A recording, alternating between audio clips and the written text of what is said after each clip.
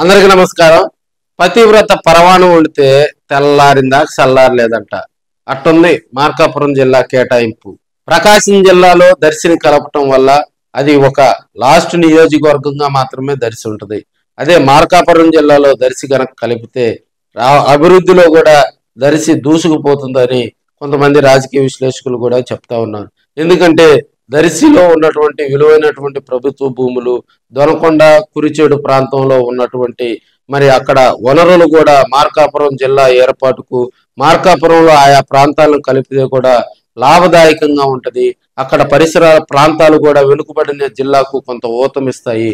అదే ప్రకాశం జిల్లాలో గనక కలపటం వల్ల లాస్ట్ కాన్స్టిట్యున్సీగా మాత్రమే దర్శి ఉంటది. దానివల్ల ఎలాంటి మనకి పెద్ద ఉపయోగం కూడా లేదు. మార్కాపురం జిల్లాలో ప్రకాశం జిల్లాలో దర్శిని కలిపితే అది దర్శికి నష్టం, మార్కాపురం జిల్లాలో దర్శిని కలిపితే అది మార్కాపురానికి మరి లాభం అని రాజకీయ విశ్లేషకులు కూడా గాఢంగా చెప్తా ఉన్నారు. 2024 ముందు వైసీపీ ప్రకాశం జిల్లా ఏర్పాటులో నిర్లక్ష్యం చూపించింది. మార్కాపురం జిల్లా ఏర్పాటు అనేది ఎప్పటి నుంచో ఉన్నటువంటి నినాదం. వైసీపీ ఉమ్మడి ప్రకాశం జిల్లాను విడగొట్టడంలో, మార్కాపురం జిల్లాను ఏర్పాటు చేయకపోవటంలో వైసీపీ నాశనం చేసింది, వైసీపీ గందరగోళం చేసింది. వైసీపీ మార్కాపురం జిల్లా ఏర్పాటుకు అడుగులు వేయలేదు. 2024 ముందు వరకు కూడా, ఎలక్షన్ ముందు వరకు కూడా అక్కడ ఉన్నటువంటి కూటమి ప్రభుత్వం చేసినటువంటి ఇబ్బందికర పరిస్థితులే వైసీపీని మార్కాపురం జిల్లా ఏర్పాటుకు వైసీపీ అడుగులు వేయలేదు, వైసీపీని తిట్టడమే చేశారు. ఎవరైనా కూడా మార్కాపురం జిల్లా ఏర్పాటు, అక్కడ వెనుకబడిన ప్రాంతాలు అన్ని కలిపి ఒక జిల్లాగా ఏర్పాటు చేస్తే అది కొంత వారికి వెసులుబాటు ఉంటుంది. ఓకే, మార్కాపురం జిల్లా ఏర్పాటు అనేది ఎప్పటి నుంచో ఉన్నటువంటి డిమాండ్ కాబట్టి దాన్ని వైసీపీ పక్కన పెట్టింది. మరి తెలుగుదేశం పార్టీ ఏం చేసింది? మార్కాపురం జిల్లా ఏర్పాటును చేసింది, తొలి అడుగు వేసింది. మరి మార్కాపురం జిల్లా వెనుకబడిన జిల్లా కాబట్టి వెనుకబడిన జిల్లాలో ఎలాంటి ప్రాంతాలు కలపాలి?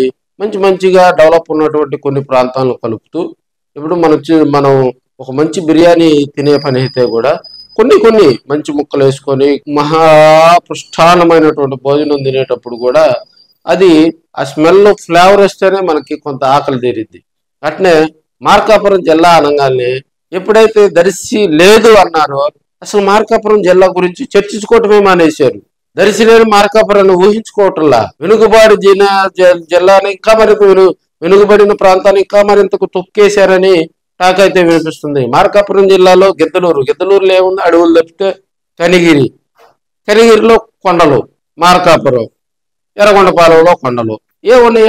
అడవులు కొండలు కలిపి ఒక జిల్లా చేసి దాన్ని ఇంకా కూడా అధపాతాళానికి తొక్కారని కూడా మనం తెలియజేసుకోవచ్చు.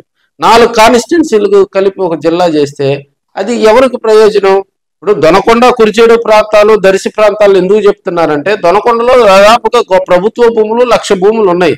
దొనకొండలో పారిశ్రామికంగా సెజ్ ఏర్పాటు చేసుకొని దొనకొండ నుంచి మార్కాపురానికి ఇప్పుడు ఉన్నటువంటి రోడ్డు రమారమి 25-26 కిలోమీటర్లు కాబట్టి దాదాపుగా స్పీడ్ రోడ్ కనుక వేసుకుంటే 15-20 నిమిషాల్లో మరి మార్కాపురం నుంచి దొనకొండ వెళ్ళేటువంటి వెసులుబాటు ఉంది.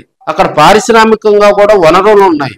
అక్కడ పారిశ్రామికంగా అభివృద్ధి చెందొచ్చు, గ్రోత్ సెంటర్ ఏర్పాటు చేసుకోవచ్చు, పారిశ్రామిక వాడని ఏర్పాటు చేసుకోవచ్చు. అదేవిధంగా అక్కడ రెడీమేడ్ గా కూడా మనకు విమానాశ్రయానికి సంబంధించి ల్యాండ్ ఎక్విజేషన్ చేయాల్సిన పని లేదు, ల్యాండ్ కొనాల్సిన పని లేదు. దాన్ని ఎక్కడైతే బౌండరీస్ తీసుకొని రెడీమేడ్ గా కూడా విమానాశ్రయాన్ని ఏర్పాటు చేసుకోవచ్చు. ఇప్పుడు ప్రకాశం జిల్లాకు విమానాశ్రయం ఏర్పాటు చేయాలంటే ఆల్రెడీ ఒంగోలు జిల్లాకు ఒక విమానాశ్రయం ప్రాతిపదికను చూసినా కూడా ప్రకాశం జిల్లాకు కొత్తపట్నం దగ్గర విమానాశ్రయం వస్తుంది కాబట్టి మళ్ళీ ఇప్పుడున్న పరిస్థితుల్లో దర్శిలో దొనకొండలో విమానాశ్రయం ఏర్పాటు అనేది కూడా అంత ప్రాధాన్యత ఎవరు. ప్రకాశం జిల్లాకు మళ్ళీ కందుకూరు యాడ్ అయింది కాబట్టి పారిశ్రామికంగా రామాయపట్నం పోర్టు వస్తుంది కాబట్టి ఆ పోర్టు చుట్టుపక్కల పరిశ్రమలను కూడా డెవలప్ చేసేందుకు, అక్కడ పరిశ్రమల ఏర్పాటుకు ముఖ్యమైనటువంటి నాయకులు, కార్యకర్తలు అందరూ కూడా అక్కడే ఏర్పాటు చేసేందుకు అక్కడ పారిశ్రామిక వాడకు అడుగులు వేస్తారు. అదేవిధంగా ఒంగోలు కోతవేటు దూరంలో ఉన్నటువంటి గుళ్ళాపల్లి గ్రోత్ సెంటర్ ఆల్రెడీ అది మనకి గుళ్ళాపల్లి గ్రోత్ సెంటర్ కూడా ఆల్రెడీ సెజ్ ఉంది. అక్కడ పారిశ్రామిక వాడ ఏర్పాటు చేశారు, అక్కడ అందరికీ స్థలాలు కేటాయించారు, పారిశ్రామికంగా అక్కడ గ్రానైట్ ఫ్యాక్టరీలు ఇవన్నీ పెట్టారు. మనకి చేమకుర్తి కనుక చూసినట్లయితే బ్రహ్మాండమైనటువంటి గ్రానైట్ ఉంది. అద్దంకి కలవటం వల్ల బల్లికురువు గ్రానైట్ ఉంది. సో ప్రకాశం జిల్లాకు సంబంధించి ఆల్రెడీ కొన్ని ప్రాంతాలు కలపటం వల్ల కూడా ఉమ్మడి ప్రకాశం జిల్లాలో పారిశ్రామికంగా అటు చేమకుర్తి కానీ ఇటు బల్లికురవ కానీ ఇటు గుళ్ళాపల్లి గ్రోత్ సెంటర్ కానీ ఇటు రామాయపట్నం పోర్టు కానీ మరి ఒంగోలుకు కొన్ని రోజుల్లో మరి విమానాశ్రయం తదితర ఇవన్నీ ఏర్పాటు కనుక చేసుకునేటువంటి వెసులుబాటు ప్రకాశం జిల్లాకు ఉంది. దర్శిని తీసుకొచ్చి ప్రకాశం జిల్లాలో కలపటం వల్ల ప్రకాశం జిల్లాలో లాస్ట్ కాన్స్టిట్యున్సీగా దర్శి ఉంటుంది, కానీ దర్శి డెవలప్ పరంగా కూడా అభివృద్ధి పరంగా కూడా నోచుకోదని కూడా రాజకీయ విశ్లేషకులు వైసీపీ నాయకులు అయితే చెప్తా ఉన్నారు. దర్శిలో వెనుకబడినటువంటి దర్శి ప్రాంతంలో భారీగా కూడా 1,00,000 ఎకరాలకు పైగా కూడా ప్రభుత్వ భూములు దొనకొండ కురిచేడు ఆ ప్రాంతాల్లో దర్శి ప్రాంతాల్లో కూడా ఉన్నాయి. సో పారిశ్రామికంగా మార్కాపురం జిల్లా ఏర్పాటు అయ్యి మార్కాపురంలో దర్శి కనుకుంటే ఏ డెవలప్ జరిగినా కూడా ఫస్ట్ ప్రయారిటీ దర్శికి ఇస్తారు. ఇక్కడ మార్కాపురం జిల్లా ఏర్పాటు అయినప్పుడు ఫస్ట్ బంతులో దర్శి ఉంటది, ప్రకాశం జిల్లాలో కలిసినటువంటి దర్శి లాస్ట్ ఇస్తర్ అవుతుందని కూడా మరి రాజకీయ విశ్లేషకులు అయితే చెప్తా ఉన్నారు. మరి దర్శిని ఇంత నిర్లక్ష్యానికి గురి చేయాల్సినటువంటి అవసరం ఆవశ్యకత మరి రాజకీయంగా కూడా దర్శిని తొక్కిపెట్టారని రాజకీయ విశ్లేషకులు అయితే చెప్తా ఉన్నారు. ఇప్పటికైనా కూడా మించిపోయింది లేదు. మార్కాపురం జిల్లాలకు తొడి అడుగే మాత్రమే పడింది. అక్కడ ప్రాంతంలో ఉన్నటువంటి ప్రజలందరూ కూడా వెళ్ళి మరి అక్కడ మనకి కలెక్టరేట్ లో కూడా ఫిర్యాదులు పెట్టారు కాబట్టి అక్కడ ఆ దర్శి ప్రాంతంలో ఉన్నటువంటి రాజకీయ నాయకులు విశ్లేషకులు కూడా వెళ్ళి వారి సమస్యలను కనుక తెలియజేసుకుంటే రాబోయే రోజుల్లో ఆర్థికంగా మనకి మార్కాపురం జిల్లా ఆర్థికంగా నిలదొక్కుకోవాలంటే దర్శి ప్రాంతం మార్కాపురం జిల్లాలో కలపాలి.